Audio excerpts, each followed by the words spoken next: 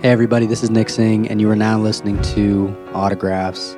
You know, when you stop looking for acceptance and you just enjoy your life, the whole game changes. You have to understand yourself, and I think the real answer is real giving. Is that I don't understand why people don't get that if you give purely, you get. We get good at what we do the most of. You nurture the process of going to yourself and listening to yourself, and you get very good at honing your own intuition. Did I actually make people stop and go, whoa, humans are capable of more than I thought? If you're great at a certain skill and you can then put that skill to use to help somebody else, that's fulfillment. My hope is that this show inspires you to just feel like you can just be yourself, have fun, and enjoy your life too. So enjoy and take care out there.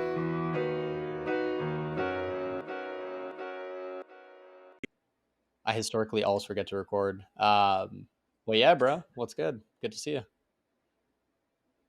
Yeah, man, it's so good to see you. Your podcast has been such a you've honestly your podcast inspired me to I've released I think at this point 300 episodes. So just like your consistency because I know I didn't know a lot of like friends that do it, right? A lot of like the podcasters I listen to who are actually consistent are like famous people, right? Like Rich Roll, Lewis Howes, Michael I fucking love Gervais. Rich Roll show, by the way. It's my favorite show. He's amazing. I love him Yeah, so no, much. so do I. Yeah, man, dude. Listen, I mean, I appreciate the compliment. You've been listening since day one. I haven't been consistent. I haven't posted for like 2.5 years, by the way. But yo, dog, you're a fucking YouTuber now, man. What the fuck? What happened? I mean, for those of you who don't listen, I'm chopping it up with Davidson. We'll get to who he is in a moment. He's a friend and a sales guru in short. But I'll let you know who he is in a moment. We'll come back to that. But first, let's talk about one, how we met. I think that's a funny story. And then two, my tour of LinkedIn.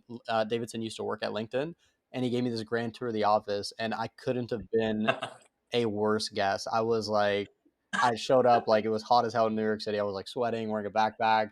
I was wearing like cotton shorts. I didn't look like I belonged in the building at all. And I walk in, and everybody around me is just dressed up. They're ready for work. They're in sales. They work at LinkedIn, some multi-billion-dollar company, and I'm here basically fucking around. It was like a Tuesday, and I think I tried every single thing in the cafeteria. I left way fuller than I should have been. And for context, LinkedIn, where is it? It's in the Empire State Building or the Rockefeller Center. Yeah, It's in the yeah. Empire State Building, it was a beautiful building. And obviously I've been into the Empire State Building, but never to visit a company, which was sick. And thanks to Davidson, I got a chance to do that. They had this cafeteria, as you would imagine, any tech company, decked out with 100% of everything awesome. Between like gourmet food, I'm talking about, I don't know if anybody listening to this has ever been on a cruise or been to a resort, if you've had, the privilege of having that experience, but like all you can eat everything, gourmet food, hot, healthy, unhealthy, snacks, desserts, coffees, lattes, green teas, matchas, you fucking name it, smoothies. I probably could have asked for anything and they would have given it to me. And I just lounged there and I asked people stupid questions the entire day. And I'm just convinced that they couldn't wait for me to leave. But thank you for having me. What was your experience like of me coming to your workplace that day? I remember that day pretty vividly, actually. Honestly, I made it a mission of mine to try to find like the perfect company in terms of LinkedIn is always one of the top best companies to work for. Google's up there, right? Salesforce, Amazon.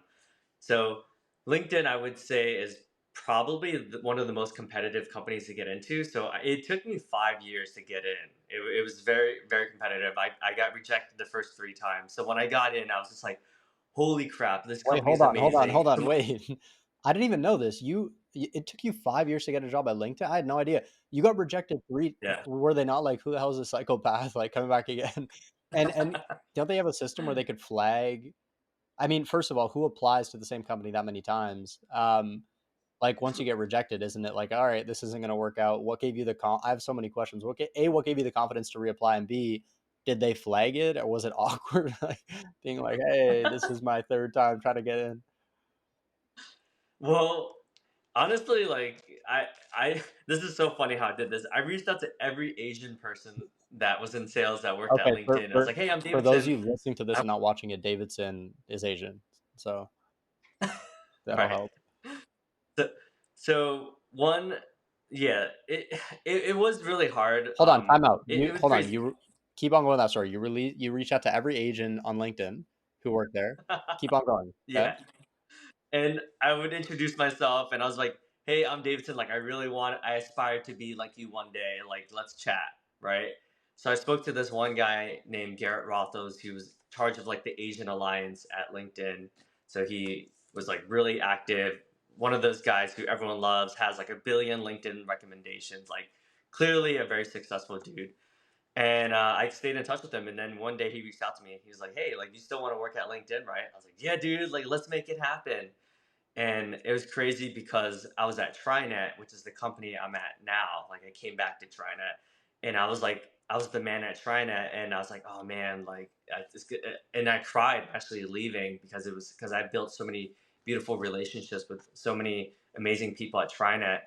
And when I got to LinkedIn, I was just like, "Holy crap! It's as advertised and more. Like, it was just insane. Like, the quality." What jumped out at you? I think I remember you're like, they're LinkedIn just does cool shit. I remember the day I was coming in, Yeah. you're like, "Hey, are you going to be here tomorrow? Because Andre Iguodala is coming." I was like, Oh yeah. "Wait, what the fuck?" Andre Iguodala, which is an NBA player, for those of you who don't know, he's a legend. He's coming here, and he Yeah. goes, "Yeah, like he's coming here to talk about his new book." I was like, "Dude, this company does cool shit." What what was it that he said? And talk to me about your rejection letters. I didn't even know that, and then we'll get into like what jumped out at you about LinkedIn. I'm curious. What did Andre say, or what did What did Garrett Garrett say? say? What did Garrett say? Oh, Had you applied before that and you got rejected? Talk to me about that. That's interesting. yeah. The Honestly, I felt like an imposter. Like, I didn't have a lot of confidence growing up, and not gonna lie, there's still times that I have imposter syndrome. Like, even being on this podcast, I'm like, dude, he had like Gary V, Dave from Bulletproof Coffee, like all these amazing people, right? So, um, he reached out to me. He's like, "Hey, like, you still want to work at LinkedIn, right?" I'm like, "Yeah, dude. Like, let's make it happen." And he put in a really good word, so that helped. So the hiring manager, I interviewed 118 people, and I got the role over that many people. Yeah, super competitive. Everyone wants to work at LinkedIn, like you said. You have folks that have won all these awards. Like my colleagues, like to the guy to the left of me, debate champion of California, ranked blah blah blah, ranked nationally. This person has like 50 black belts, taekwondo, whatever. You know, my manager, like everyone's just like swimming with achievements, and here I am. I'm like, I almost failed out of college. Like, my name is Davidson. Man, that is hold on. Before this happened though, you got rejected twice or three times? So were Three these just times. cold opens, like cold applies, and then you got like auto rejection email type thing? I made it pretty far. One of the opportunities, oh my God, this is like traumatic just thinking back at it. Like, I bombed the role play in front of the three hiring managers so No way. badly Wait, that what did you do? And it was wait, what's a role play for those who don't know?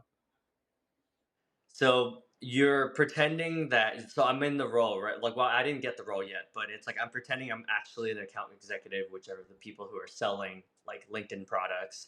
And I had to present to the chief financial officer, like the director of talent acquisition, and like some other executive, right? And I totally The didn't CFO engage. of LinkedIn was on this call? No. Like, Oh, they're role everybody was role playing. playing. Okay, I understand. Got it. Yeah. Yeah. So there were two hiring managers that had openings on their team, and then there was like hit their boss, so the guy who manages the two managers. So, and oh my God, this is so embarrassing. I remember at the end of it, like, I knew I didn't get it because I was like nervous, I was like stuttering, I was like not making eye contact, like just basically everything that you can do wrong, and I just botched like the whole Wait, hold thing. on. It was just Wait, but like what how did you was there any confirmation that you botched it at some point did they like yeah. okay, how did that Yeah. what happened? How did you know? They were like, "Hey, like, how'd you think you did?" And then in that, sometimes like you kind of have to like play it up and be like more confident than you actually are. But I did the opposite. I was like, "Dude, like, I completely failed that." And they're like, "Oh, there was like nothing you said like you thought you did well." I was like, "Nah, dude, it was horrible." And like they want you to have some confidence, right? Be like, "Oh, I did really good discovery, asked good questions. I built rapport well, like just something, right?" But I was like, "No, like, it was absolutely garbage." And I think they were shocked at it. They're like, "Whoa, like, it wasn't that bad." you know? Oh my gosh, man, dude. So that and then like I've had experiences in my life where I'm like I botch things so bad to the point where I literally just say sorry about that. Like, Yeah, like exactly. That's what I did. I'm so sorry. I'm so sorry that I wasted everybody's time. Yeah, Apologizing. exactly. And so wait, you made it that far and then you got nixed? And then what about the Yeah. other two times? Were they just random cold rejections or No, the other times, like, I just didn't have good responses. Like, one was like, "Hey, like, why? Who are some of your idols and why?" And then I was like, "Oh, Ichiro Suzuki and Yao Ming," and they're like, "Why?" And I'm like, because they're Asian."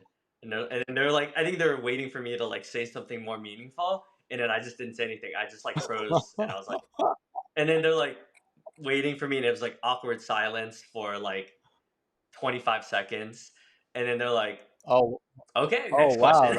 that's really this guy's bar, like any Asian. Yeah. Any Asian works. And then wait, what about the other time? These are too funny. Oh my god, just embarrassing, dude. Like, I try to. I can't believe you're bringing back these traumatic memories because it was just so cringy that I was like, oh, I hope I never have to like relive those memories. Well, we're doing it in Um, public now, which makes everything better. so the other time, my friend referred me in, someone who I Which, met through a year-long which coaching is Garrett? program who worked. No, a different Okay, got friend. it. Her name is Lisa. She was an enterprise relationship manager, which is pretty high up. I would say that's like one of the highest tiers you can get promoted to in sales. And she put in a good word for me. And my analysis paralysis. I did so much research, like so much research into it, and I didn't even make it past like the first round. So not only did she like prep me, and I like read every Glassdoor review and like looked at the website, but like I just had a call with the recruiter, and I didn't even make it Yo, past the bro, recruiter. were you like was this like a sense of by the way, do you actually not want to talk? We can move on, but this is like fun. Okay, all right, sounds Fine. good. I'm making the assumption that like you've healed from this, but if I'm wrong, then let me know. Yeah. A lot like what gave you this sense of like no offense like false confidence to just continue to ask people for very intimate introductions? I mean, like you have like these friends that are going out of their way to vouch for you and you're just Yeah. bombing at every step. You're like, God damn it. Like after the first one, I'd be like, yo, I pulled that card. I'm not going back. At least for several years before like I could get my Yeah. own self Yeah. in the door. What gave you this sense of was it just sheer desire that like I will work here no matter what? Uh, was it this Yeah. like sense of belief or was it just frank, just rookie moves? Yeah, it's interesting because I have a lot of confidence, right? Because I spent $100,000 on like Tony Robbins plus all these every coach possible, like coaches that made over $1 million in tech sales.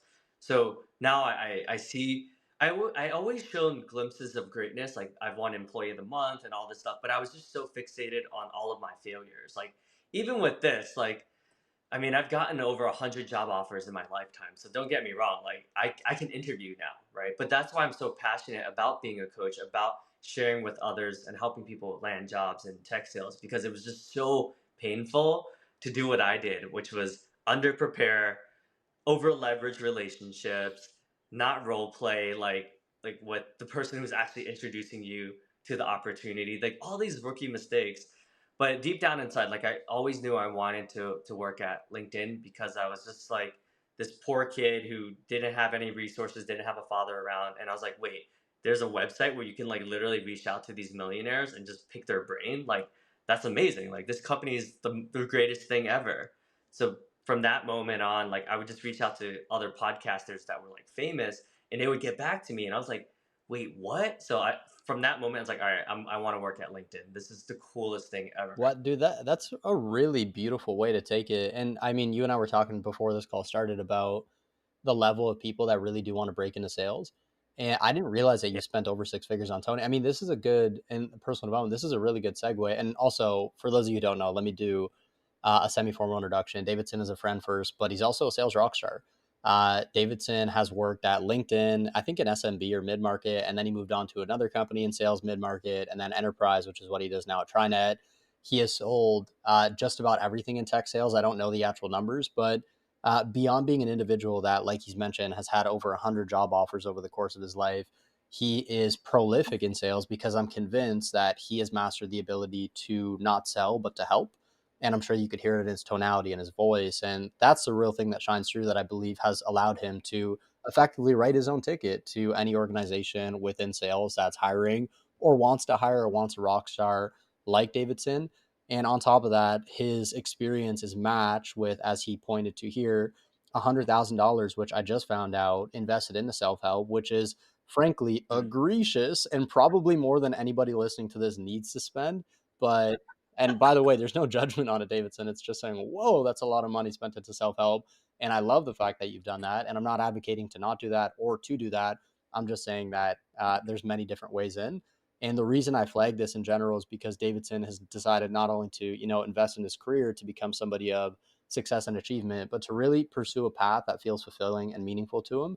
And my concerted effort with the show, Davidson, as you know, is I think that we all know that there's tons of people out there that are really successful, but they're unhappy.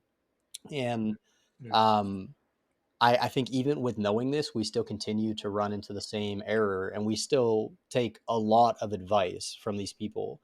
And I'm not saying there's anything wrong with taking advice from these people, but it's really good to ask yourself, is this person fulfilled? Are they happy? And if they're not, what advice am I willing to take and what advice am I not willing to take? Oftentimes people that, are successful, they'll dish around advice around relationships or emotional health or mental health, and it's actually really bad advice that can lead you to a catastrophe in your life if you're not careful. My job with this show is to find people who I think are doing both and who are on the path to doing both. And to me, that's you. And so thank you. Thank you for being here. I know you're a fan of the show, but I'm also a fan of yours and we're also friends. And I have a lot of love for you. So thank you for being here. So that's Davidson. Did I miss anything there, brother? No, I appreciate it, man.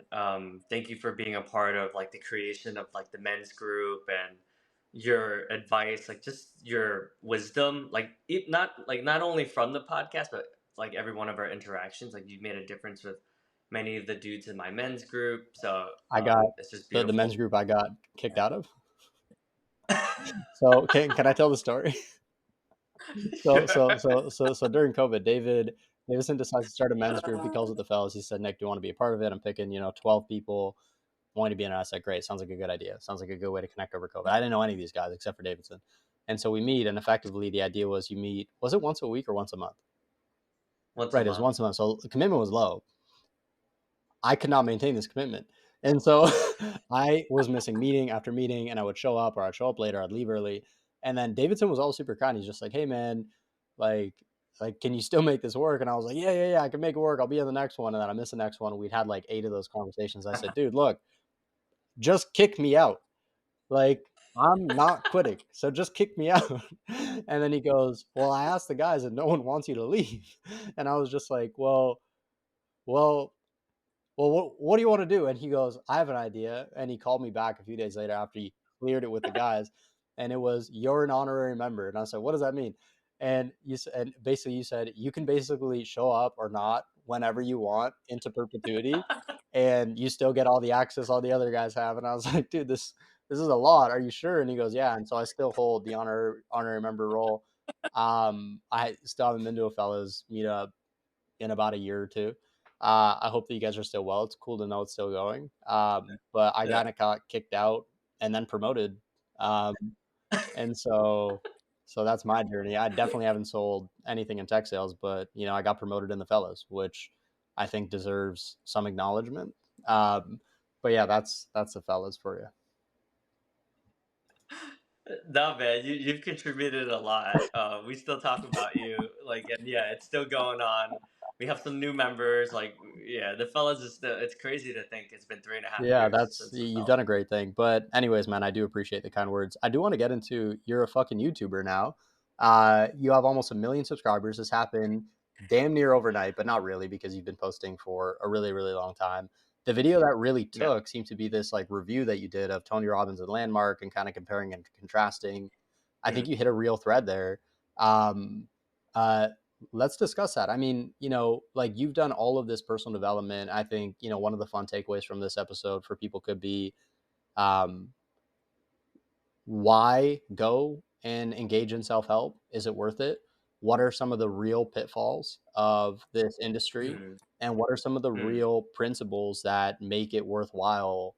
And let's just talk about that. So mm, why did you initially engage in this industry, and why have you spent over $100,000 in it?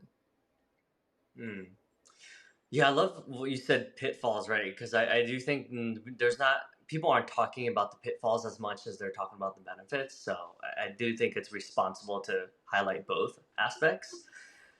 Um, like with many others that like really pour themselves into this work, as you know, like a lot of us come from either broken families, not having a father around, or not having good relationships with our sisters, or our mothers, our fathers, our grandparents in general. So I was under that camp, right? And hate to generalize like this, but most people that go to these things come from some sort of like trauma or, you know.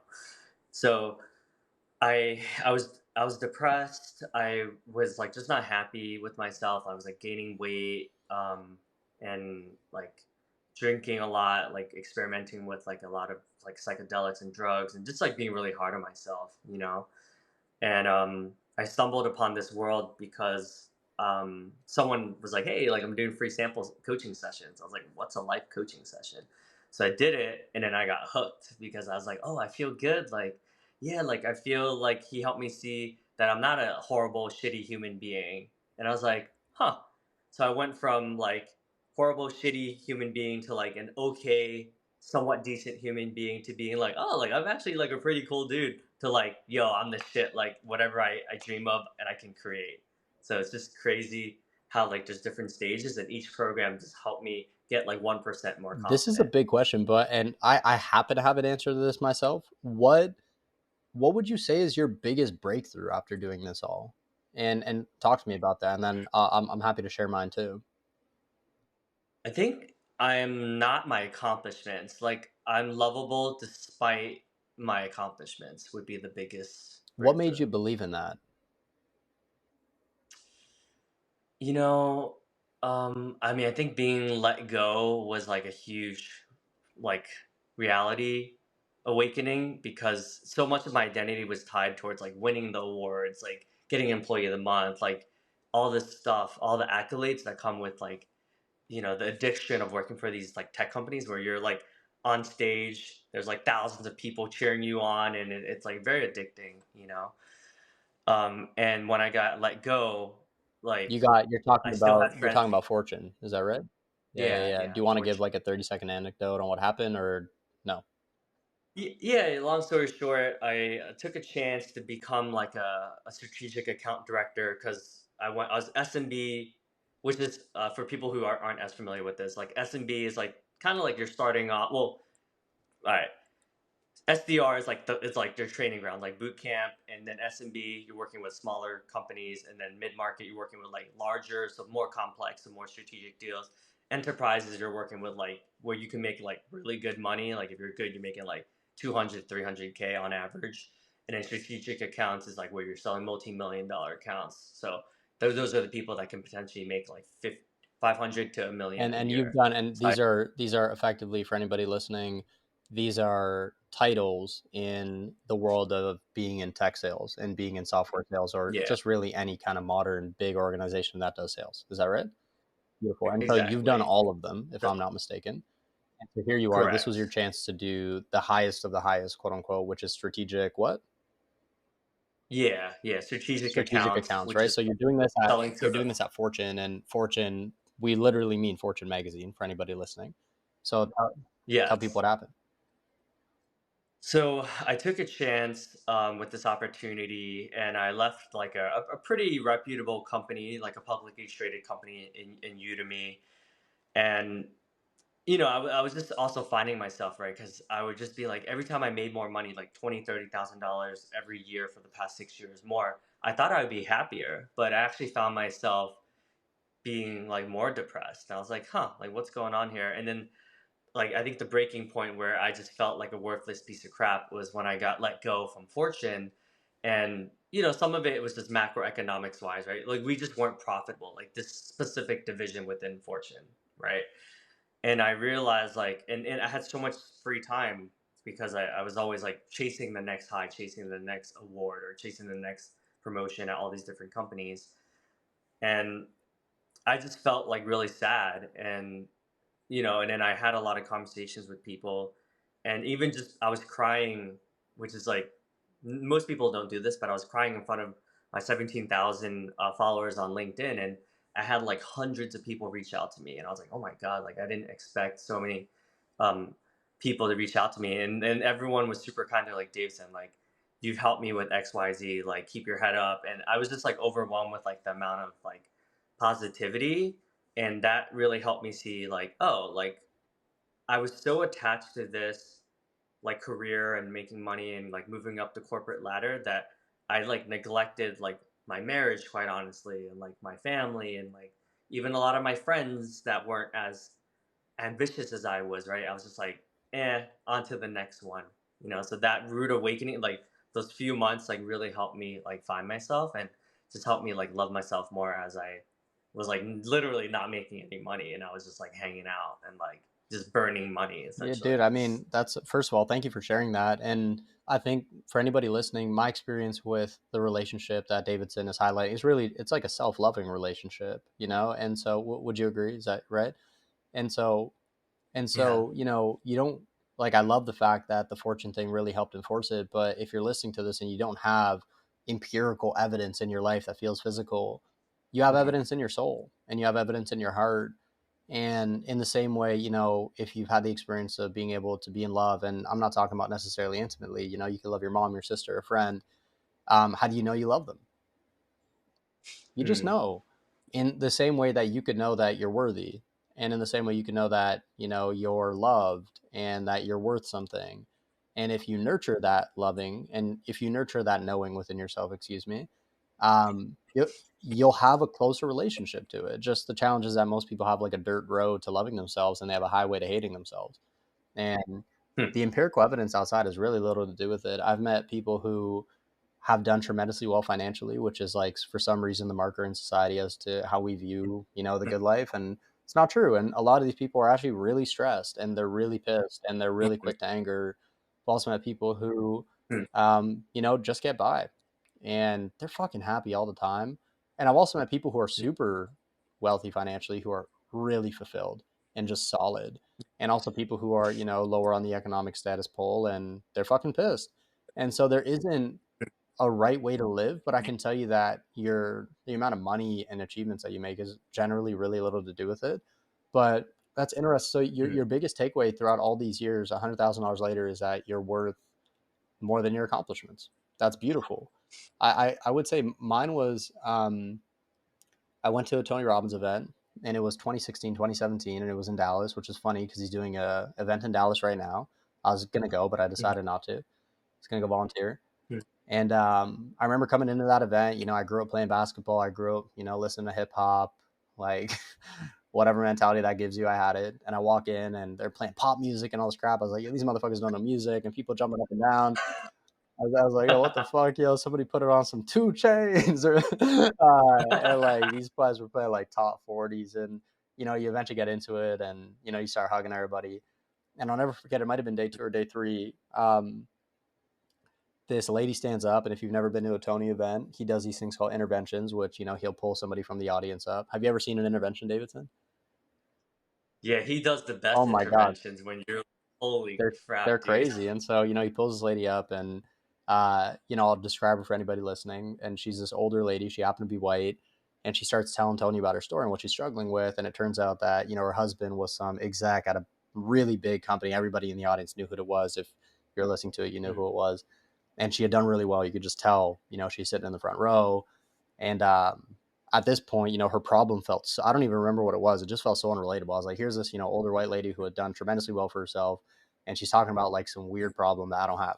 And I was like, well, all respect to her, but I'm just going to I put my book down on the floor, and then I just kind of crossed my legs, and I decided I'm just going to kick back and enjoy this and chill for a second. And of course, that's where all the learnings happen. And so, Tony's doing his thing, and then he looks at her directly in the eye, and he says, when you stop looking for acceptance and you just enjoy your fucking life, the whole game changes. Vroom, in one fell swoop, everything in me woke up. I picked up my book. I just carved that into my notebook, and it was this big breakthrough. And you know, if that does anything for anybody, so be it. But that was my breakthrough. I think the biggest pitfalls of this industry to me, Davidson, are that, and by the way, every industry has pitfalls, and for what it's worth, they're doing way Mm, more good than harm. Um, mm, but one of the pitfalls that I identify are a lot of times people get hooked to the environment and not hooked to progress in their actual life. That's a big one. mm, Um, mm, they fail to do. A lot of times people lose sight of what's actually important. They go into these mm, environments and they say, this is all that matters. No, this mm, is a tool that can help you really find what matters in real life. And number mm, three, which has been something that I've been discussing at length on the show, which is purpose. And I think the conversation mm, around purpose is beautiful, but I think it's too far gone. You know, you go to these events, they say, what's your purpose? You mm, spend days, weeks, months, years writing this perfect mm, purpose statement to encapsulate everything you are. And then it changes. And then you're like, what the fuck? My purpose changed. And, you know, like this works for some people, but it doesn't work for a lot. I was one of the people who overthought it. And here's what I came up with. mm, I said, you know, the truth is that your highest purpose will be very close to your highest impact. And we could all volunteer at soup kitchens until we're blue in the face. We'll do beautiful work, but mm, the truth is, I think that your highest purpose will come when you're doing the things that you enjoy the most. And so, if you're doing the mm, things that you enjoy, you're going to have an opportunity to give back in a way that you didn't even realize you could. And you're going to have way more impact than you mm, doing some volunteer work, even though volunteer work's beautiful. And so, you know, the real quest in life is not to figure out how can I give back the most, how can I help the most. Those are great questions, but ask yourself, how could I enjoy myself the most? How could I go out and do work that I like?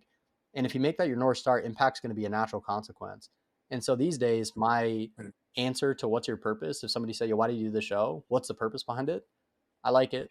mm, I just like it. You know, when did that stop being enough of an answer? And so, if anybody mm, listening to this is searching for purpose, that's my nudge. If you don't know what excites you, follow what excites you. If you don't know what excites you, follow what you're interested in, follow what you're curious about, let that grow and become passion and excitement. I know you have to go shortly. So, what are your pitfalls of the personal development industry? I'm curious.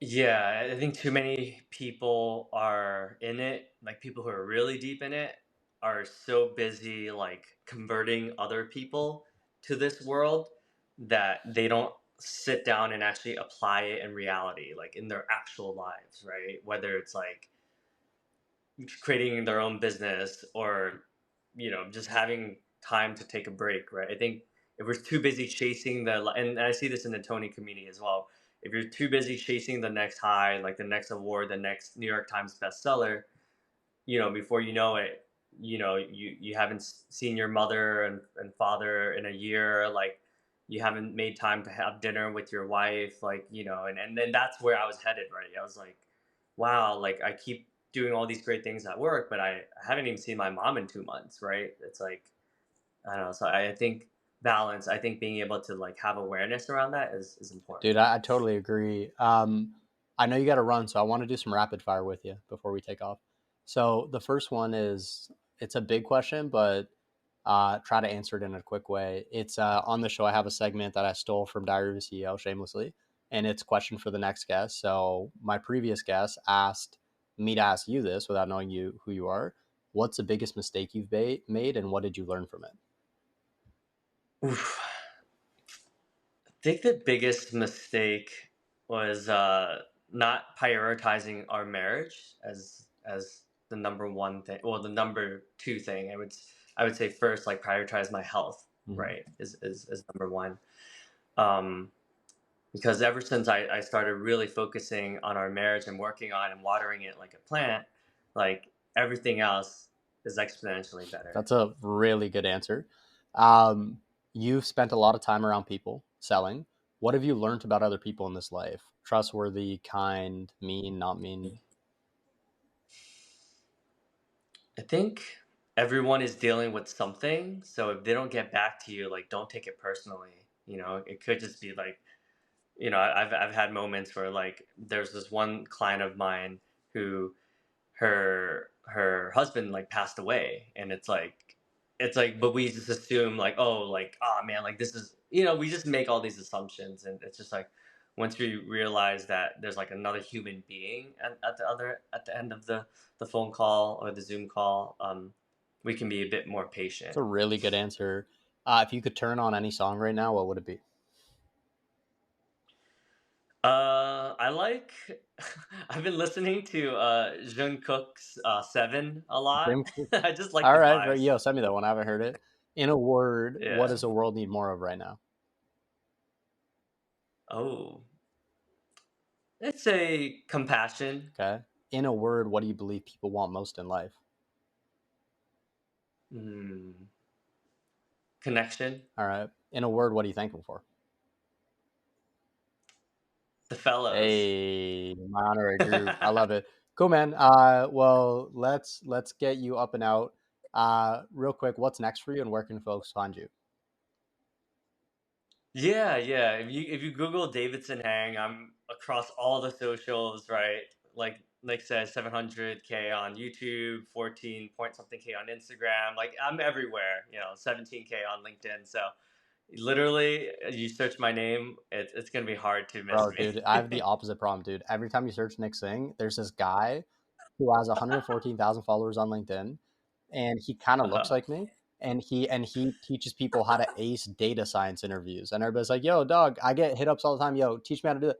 I'm like, "Bro, that's not me. I don't know anything about David. I'm pissed." And he's got the Uh, same name, so whatever. Okay, great. Lastly, what question do you have for our next guest? ooh. How about what is a moment that you regretted but ended up being actually one of the best decisions of your life? Being one of the best decisions of your life. That's a good one. Dude, you rock. Davidson, thanks for coming. Hang out for 2 seconds so we can make sure this uploaded. Okay, cool.